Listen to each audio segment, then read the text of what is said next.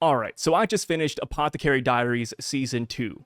And surprise, surprise, but I absolutely loved it. So if you're looking for my blessing, if you're looking for my recommendation, there it is. There it is. Go ahead and get out of here because I am going to talk about spoilers in this video. Before we get into it though, I do want to say I was actually pleasantly surprised at how the first Apothecary videos I did do. Mainly because, whenever I make a video on this channel, I expect it to hit maybe 200 to 300 people on average. So seeing that video breached over 10,000 viewers is mind-blowing to me. So yeah, here it is. Here's the follow-up video. Here's my thoughts on Season 2. And getting right into it, I was pleasantly surprised. I thought that there would be no overarching villain like Shisui from Season 1. But I was wrong. And that's mainly because we started Season 2, I would say, slow. Season 2, it's a lot of build-up with the Shisui plotline and with Lady Gyokyo's pregnancy. I thought we would really just stick around and do medial tasks, and I would have been happy with that. I love Apothecary Diaries when we just sit back and smell the roses and deal with small issues here or there. But I did crave, deep down, something bigger. I was craving this big bad villain, kind of like Shisui from Season 1, or like Lacan from Season 1, which he wasn't really a villain once you got his backstory, but you know what I mean, right? I was looking for this overarching character, and I didn't think we'd actually get that in Season 2. But boy howdy, was I absolutely wrong. The Shisui plotline, where, there's this little servant girl, she's interested in insects, she first found the cat Maomao, and I was like, okay, this is fun.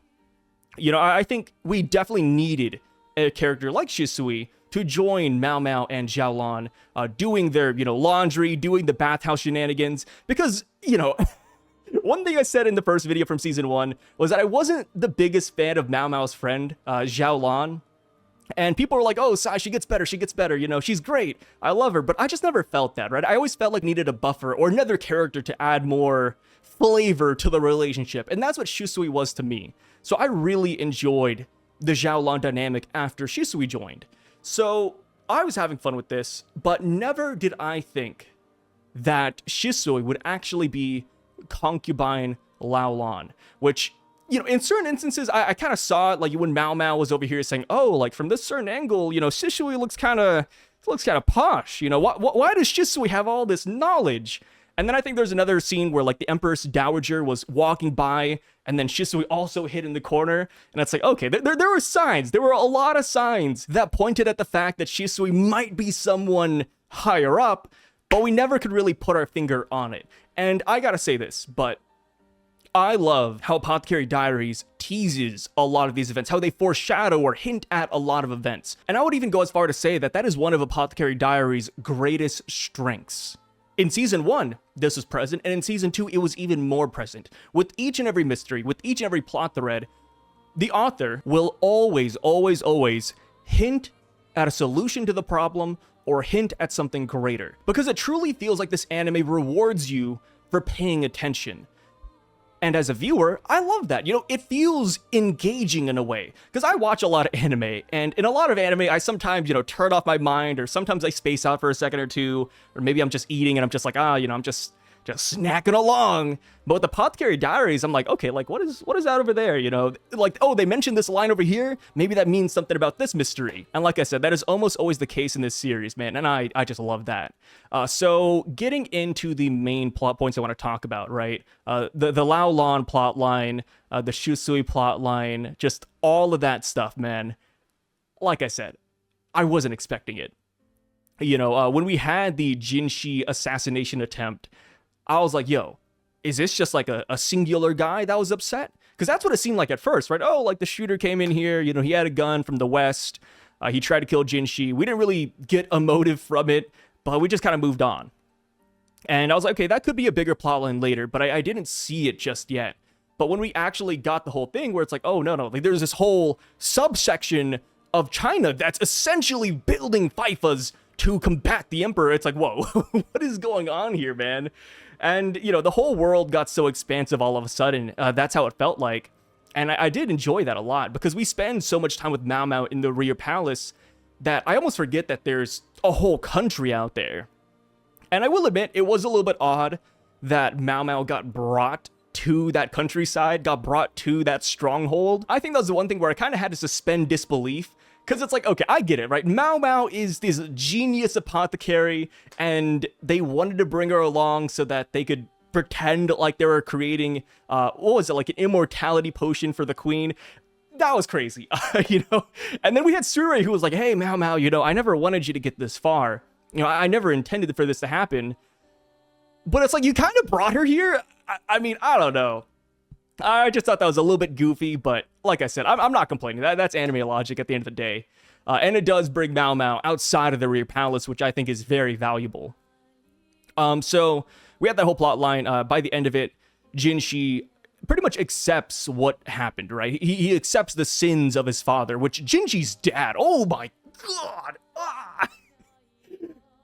I was laughing every episode, man. You know, me and my wife were watching it, and every time Jinshi's dad popped up, I was like, bro, this guy, this pedophile, man, he's just going around looking for little girls. It was crazy, just hearing about all the lives that he essentially ruined. And of course, you see the whole, you know, the mindset of the victims as well, where most of them aren't mad that he picked them when they were young. No. They were more so mad that he eventually abandoned them. He kept on going after young girls. Like, he could not satiate his appetite on younglings, which is absurd. So yeah, we got a lot of backstory with Jinshi's dad, and I thought that was really cool. We also had the whole subplot where Jinshi, he almost felt shackled by his old man. Like, oh, do I really look like him? You know, like, am I really going to be like him? And I thought that was really cool. You know, just getting more Jinshi development on the side is amazing.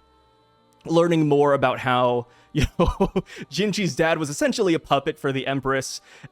A lot of crazy stuff happens, man. One thing that I thought was pretty interesting about this whole thing was definitely the Jinshi eunuch plotline. So coming out of season 1, they emphasized that Jinshi was a eunuch pretty heavily in the first couple of episodes, right?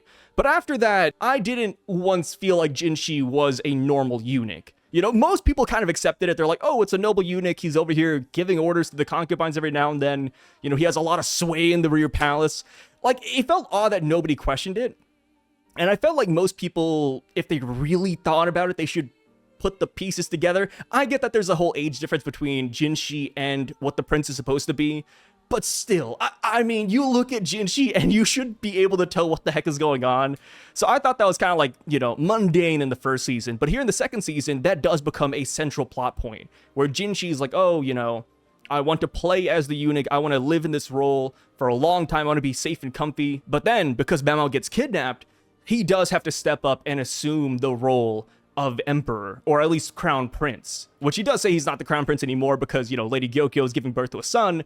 But yeah, he does have to finally step up and take that title. And it's kind of funny because, you know, I think at one point they ask him, they're like, hey, how was the transition? Were a lot of people shocked? And they're like, no, they were just, yeah, they just kind of accepted it. And I'm like, yeah, I mean, of course, right? But yeah, I thought that was a cool plot line. I'm glad they tackled that head on. And, you know, they finally cleared up the whole thing. And I will admit, I was kicking my freaking feet when Maomao would not hear him out. Maomao is a genius. You know, there's no way to beat around that bush. Maomao is an absolute genius. I love her, dude. Great character. You know, I do crave animes where we have competent female leads. We don't really get it that often. You know, I will go back and I'll double down, but 2024 was an amazing year for female protagonists between Maomao and Frieren, living large. But Maomao is not without her deficiencies, and that mainly revolves around Jinshi and not being able to tell what the heck he's on about. Like I said, Maomao is like the smartest person in the room when it comes to 99% of things, but when it comes to piecing the pieces together, that Jinshi is the crown prince, dude, the wires are not connecting. And the craziest part, she'll be like, oh, you know, like, you know, these pieces, they're lining up. Could it be? I'm not gonna worry about it. I'm like, no, Maomao, you're right there. Just put the pieces together, please. Dude, that happens so many times. I mean, the most audacious time was definitely when the Emperor and Jinshi, they were doing the like the maze that only the Imperial bloodline could solve. And by the end of it, you know, they talked a little bit about the prince and the Emperor and, you know, the family tree. And then Maomao was like, why is Jinshi here? You know, like, you know, Jinshi's acting really strange. Could it be? Nah, not the case. Dude, they do that so many times. By the end of the season, you know, before we got the whole Jinshi stepping up to the plate reveal, I was scared that they just would end the season without Maomao learning the truth. Because when we had that frog incident where she was essentially groping his balls, like over and over, mind you, like it wasn't just like a one-time thing. She was like fondling it. And she was like, a eunuch with balls. 3 people check the eunuchs to make sure they don't have balls. How did Jinshi get past this? Is he? No, I'm just gonna keep this a secret. And Jinshi was trying to explain everything. Brother. Oh my god, it was so painful. It was so painful. But the payoff was worth it, right? I do think that the payoff is always worth it in these types of shows. So I'm not hating it, but I gotta admit, man, if I were watching this show week to week, ooh, I'd be so mad. I'd be livid. But yeah, it all gets cleared up by the end. And in the last video I made about Apothecary Diaries, I got a lot of flack, surprisingly, because I called Apothecary Diaries a romance. You know, I did say that romance might not be at the forefront of the show, but it's definitely there. And a lot of people are like, oh, it's not a romance, there's no romantic elements at all. And I'm like, guys, the show, season 1, was listed as a romance. Even the light novels are listed as a romance. And the authors talked about the romantic aspect between Jinshi and Maomao in interviews. So it's like, you know, I can't deny it. And then season 2 does push it even further, where we get teased to a Jinshi Maomao kiss at least 3 times. It doesn't happen. You know, I was hoping it would happen at the very end. Didn't happen. You know, they're still prolonging it. It's a slow burn, and I do appreciate that. You know, as long as there's not like, you know, multiple guys or multiple girls involved where, you know, we have to pick one. I'm not a big fan of harem, so I do enjoy that. You know, I don't have to worry about Jinshi getting another girl or Maomao getting another guy. You know, we know it's going to happen eventually. It's just a matter of when, right? Is it going to be on season 4, 5, 10? We don't know. But like I said, I do view this series as a slow burn romance anime. Of course, drama, mystery, you know, all that is at the forefront, but you can't deny that there are some romantic aspects in this show. And I do enjoy it. I do like how they approach the romantic elements. It's more than just, oh, I like him, he likes her, so they can just get together and run off. No. There's a lot of things at play, like Jinshi's role. They hammer that in time and time again. Like Jinshi's role will get in the way of that relationship. And of course, because of his role, Maomao, you know, doesn't want to approach it recklessly. Even though I will say, when Jinshi does get his role revealed, Maomao just treats him like a regular guy. Which is what Jinshi wants, right? We had that scene back when they were visiting the Northern Lands, where Jinshi was like, hey, you know, will you still treat me the same? And she was like, yeah, of course, I'm always going to do that. And she lived up to that promise, right? Even after she realized that he is the crown prince, she treats him normally, which I think he really enjoys. You know, when you're surrounded by yes men, it's nice to have somebody like Maomao in your camp. Romance aside, let's now talk about the Lao Land plotline, because I did not, like I said, I did not expect it to be that in-depth. We learned about her mom, her father, the fact that her sister is of royal bloodline as well. And we see this act that she puts together where she plays the main villain, right? All of it is essentially to get back at her mom for being so insane. And let me tell you guys, but I feel bad for the dad. Bro. You know, when they first showed off the dad and when we got his motivation where he's like, oh, you know, the emperor, he took interest in her and she became a concubine and I worked my ass off so that I could release her. I was like, oh, that's so sweet. And he was like, yeah, you know, when I got her back, she changed. And I was like, oh no, in my mind, I was like, oh my God, she was sexually assaulted. You know, yeah, that definitely changes somebody. And then we see like the other POV where she essentially doesn't like him that much. And then she was also like very, I don't even know the right word for it, but she was very snooty. She was like, oh, you know, the other women are making fun of me. You know, the emperor hasn't visited me yet. I can't leave. It's like, bro, she is vile through and through. Oh my God. I mean, between that and how she treated her husband, to the abuse of Srirei, and then to the abuse of the guards and the kids, dude, she does not care, you know? And then we learned, like, one of the most craziest things, mind you, but we heard, I mean, we saw it too, that she likes to defile happy relationships. Like, she'll get the women from the village, bring her to her opioid den, essentially, and then have the women cheat on their spouses with male prostitutes. That just seems unnecessarily evil. You know, at least when it comes to torture, I'm like, okay, sure. You know, we're back in the day. Yeah, torture's a thing. But this, like, she's going above and beyond. Yeah, she was like a comical villain, and it felt really good seeing Lao Lan essentially destroy everything that she is. Is it bad to call her Lao Lan? You know, Shisui is what she prefers, so we'll go with that. Yeah, seeing Shisui do her thing, seeing her play out her role, you know, playing as the bad guy, quote, killing the kids, I thought was amazing. I definitely think that Shisui steals the show in season 2. Like, when I think back, yeah, I got Maomao and Jinshi, but now, you know, but because the last, like, 6 or 10 episodes are focused on Shisui, I kind of just think about her, man. So, as far as her ending, because, of course, you know, she scratches Jinshi's face, thus resulting in the guards coming in and killing her, and then she ends up getting saved by the pin and the guard that we saw, you know, that was torturing Maomao. I'm okay with that. You know, typically in animes, I'm not the biggest fan of, you know, fake out deaths or characters that just survive due to extreme circumstances. But, you know, Shisui is one of those characters that I think deserves a chance to live normally, right? She deserves a chance to collect insects on the side.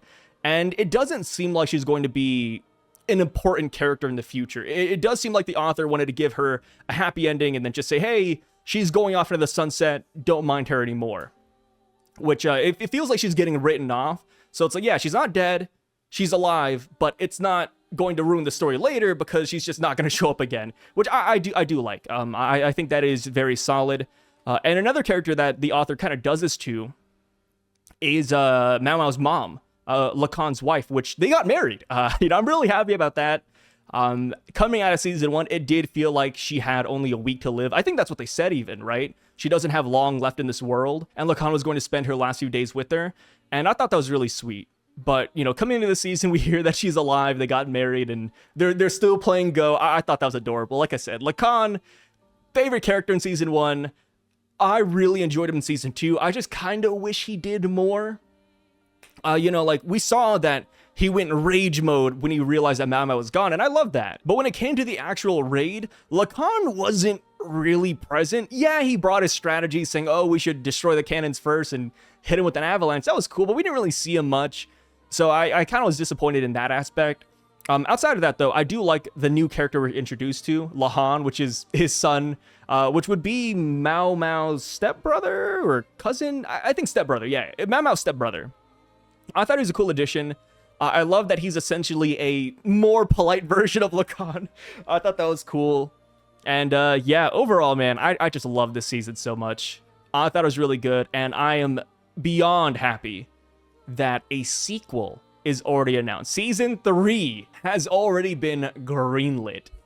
Yeah, we're living in a golden era. But yeah, those are my thoughts on Season 2 of Apothecary Diaries. Let me know what you guys thought about the season down below. How do you feel about Lao Lan surviving?